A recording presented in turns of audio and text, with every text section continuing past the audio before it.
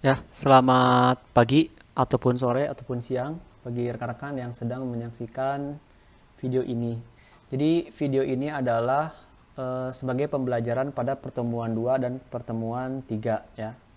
Jadi harapannya di pertemuan 2 dan pertemuan 3 rekan-rekan bisa belajar ya untuk nanti kita diskusikan. Nah, sebetulnya saya sendiri sedang membuat buku ya tentang Python, tapi saya buatnya di LaTeX karena lebih mudah di LaTeX dibandingkan dengan Word, tapi ini masih dalam proses pembuatan ya. Nanti mungkin kalau memang jadi ya nanti ya bisa diperoleh ya. Tapi saya akan coba menjelaskan beberapa codingan ya itu menggunakan buku. Meskipun sudah diupload juga di LMS untuk PowerPoint-nya ya, PowerPoint-nya. Tapi ya biasanya yang pakai PowerPoint itu nggak punya power sama nggak punya poinnya. Biasanya, tapi beberapa ya memang bagus ya PowerPoint-nya. Cuma saya nggak pandai ya, karena punya power dan punya poin, jadi saya pakai buku sendiri. Nah, rekan-rekan sudah berhasil menginstal Anaconda, bisa membuka Jupyter ya. Sekarang di sini sebetulnya ada penjelasan ya. Ya ini bukunya masih progres. Nah, kita masuk ke variabel dan tipe data. Nah, secara sederhana variabel itu sudah dipelajari di pemrograman ya, di Alpro mungkin ya. Ada string, ada integer, ada juga float ya. Nah, nanti di sini ada kumpulan data yang namanya list. Nah, ini akan kita coba ya. Jadi kita akan memasukkan variabel, nama variabelnya kata, dan value atau nilainya adalah hello ya. Ini sebuah string yang angka adalah 4, yang ini pecahan. Jadi kita buka, ini saya buka di dalam dokumen ya. Nah, saya coba pakai yang untitled.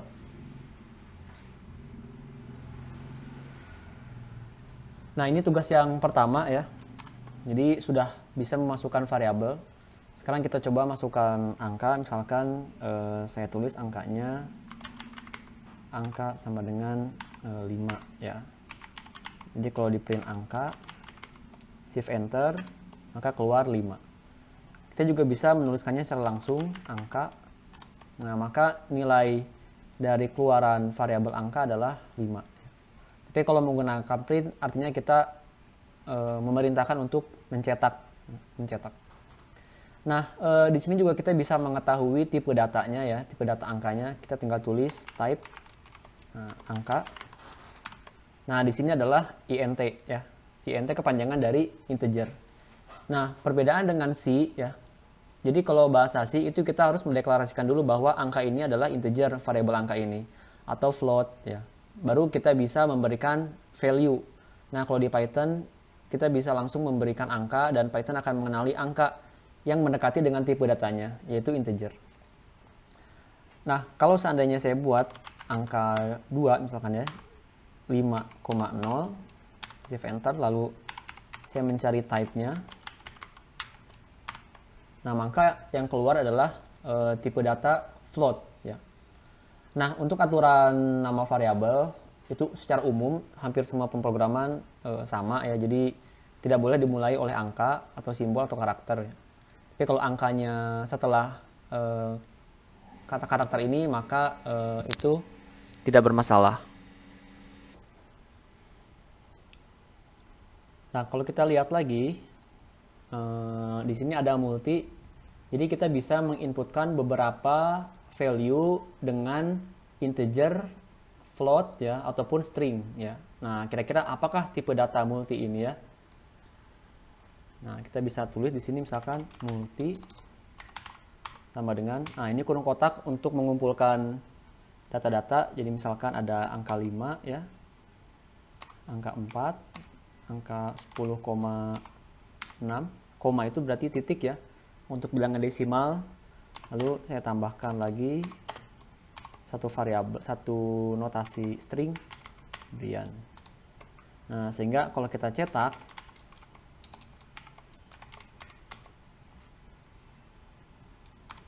Nah, itu keluarnya sama dengan yang diinputkan. Nah, tipe datanya apa? Nah, tipe datanya adalah list ya. Jadi ini tipe data yang ada di Python, list atau kumpulan sebuah nilai-nilai ya. Itu dia bisa berbeda-beda tipe data. Jadi yang satu integer, yang satu float, yang satu adalah string. Nah, itu kita bisa mencetak-cetak ya. Lalu di sini ada cara cepat ya dengan format. Nah, ini biasanya digunakan untuk yang udah expert, tapi ini juga dituliskan juga sebagai pengetahuan dasar. Jadi nanti kalau mengeluarkan variabel itu ada strategi yang lebih bagus ya dibandingkan pakai plus plus plus plus. Nah, kelebihan pada Python ya salah satunya adalah dia bisa mengisi beberapa variabel dalam satu baris. Jadi misalkan kita pengen nulis A, B, C, D ya, dengan angka yang berbeda-beda, kita membutuhkan 4 baris ya, dan ada 4 sama dengan 4, 5, 6, 7. Nah, kalau di Python kita bisa tulis seperti ini. Ini A, ini B, ini C, ini D ya. Nah, sama dengan misalkan 1, 2, 3, 4. Nah, dengan sendirinya A itu adalah 1 ya. Jadi yang awal 1 ya. Yang B yang kedua, maka angka yang kedua. C angka yang ketiga ya, dan D angka yang keempat. Nah, artinya di sini menggunakan FIFO ya, misalkan bisa kita bilang FIFO, first in, first out ya. Masuk pertama, masuk kedua. Nah, supaya saya nggak bolak-balik, coba saya bikin gini.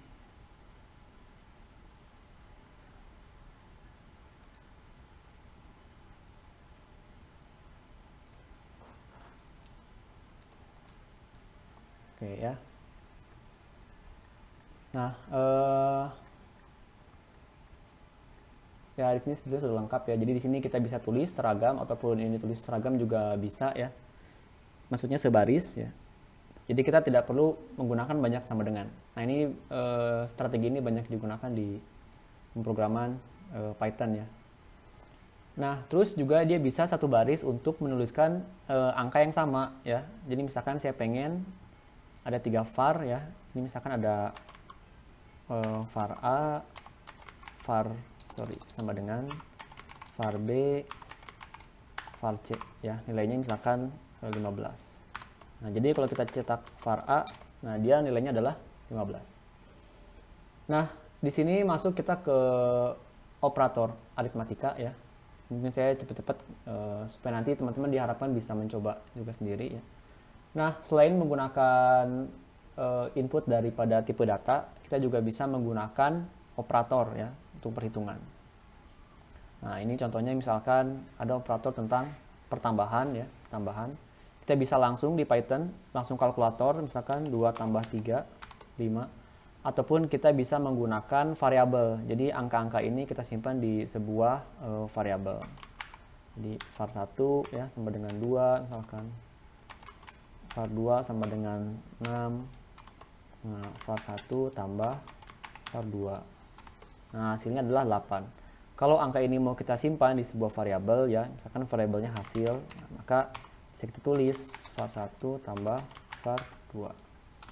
Gitu. Nah, di dalam Python, di dalam Jupyter ya, terutama urutan ini menentukan ya. Jadi kalau kita edit yang sebelah sini misalkan var 1 kita edit jadi 12. Nah, maka baris ini tuh sebetulnya seolah-olah ada di bawah gitu. Baris ke-19 seolah-olah ya. Meskipun pada tampilannya ya, dia di baris ke berapa nih setelah 15 ya.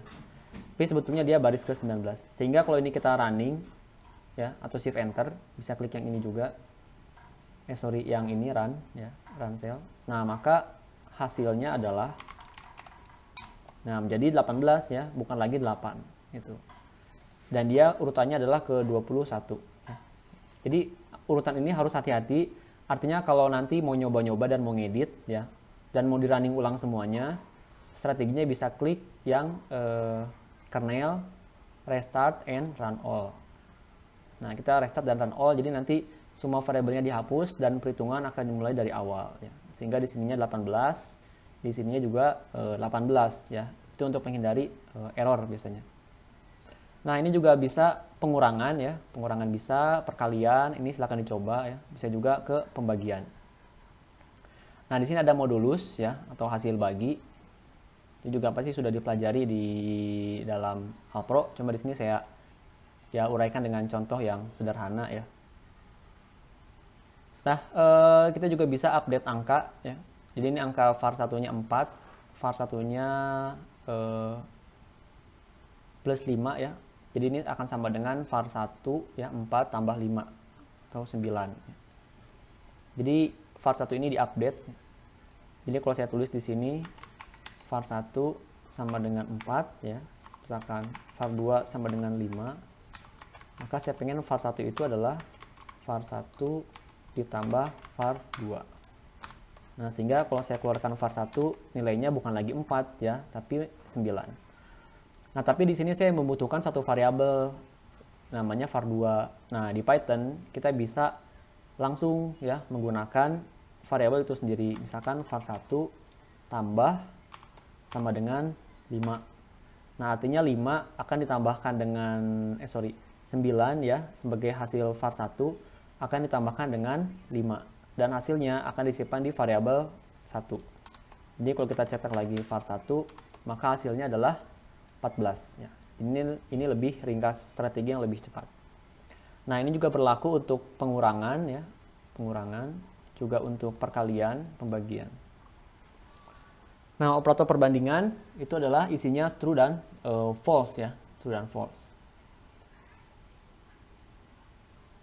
Nah, ini seperti biasa kalau sama dengan ya, berarti dia true, sama ya.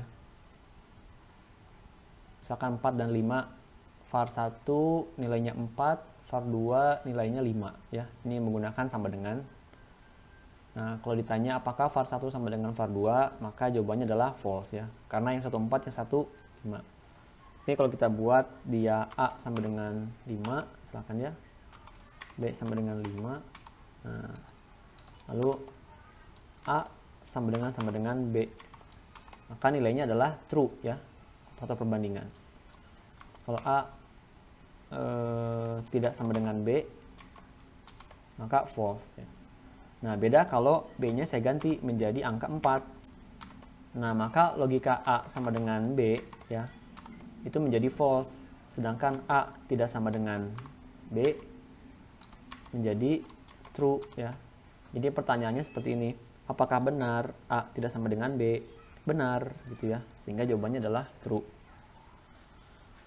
Oke, itu, dan kita juga bisa melakukan operator perbandingan lebih kecil ya, lebih besar ya. Tuh, lebih kecil lebih besar sama dengan, ataupun yang lebih kecil lebih besarnya aja juga bisa. Ini silahkan dicoba ya. Nah, berikutnya operator logika ya, logika matematika. Ini ada n ya. Kalau n pasti sudah tahu ya, bahwa dua-duanya harus terpenuhi, maka dia akan bernilai true. Kalau satu saja bernilai false, maka di dalam logika n nilainya adalah false. Nah, kalau or, yang penting ada satu aja yang true, maka akan dianggap true ya, meskipun false-nya ada banyak sekali. Ya, ini juga bisa dicoba. Nah, ini kalau not berarti kebalikannya. Kalau var satunya dia bernilai true, not var 1 ya, not true berarti dia akan berubah menjadi false. Begitupun yang false kalau dibuat not menjadi true. Nah, ini kita masuk ke tipe data, meskipun di awal sudah dimulai ya. Ini tipe data ya. Ini contoh-contohnya. Ini silakan dicoba ya. Jadi yang string, integer ya, supaya tahu nanti tipe-tipe datanya. Oke, di sini ada kesalahan dikit ya. Harusnya numpai ini nanti di penjelasan berikutnya tentang pustaka ya. Ya, nanti kumpulan data list mungkin di pertemuan berikutnya ya. Di sini baru sampai bab 4. Jadi masih banyak. Ya, untuk videonya sebetulnya karena ini awal ya, dan saya juga yakin sebetulnya lebih baik tatap muka ya, tatap muka asli dibandingkan mungkin kalau nonton video hanya mungkin maksimal katanya kuat hanya 10 menit ya. Menurut penelitian, melihat layar itu hanya 10 menit. Jadi saya buat ini hanya 15 menit ya, nanti kita diskusi lagi di kelas berikutnya. Selamat menyaksikan dan selamat belajar. Terima kasih.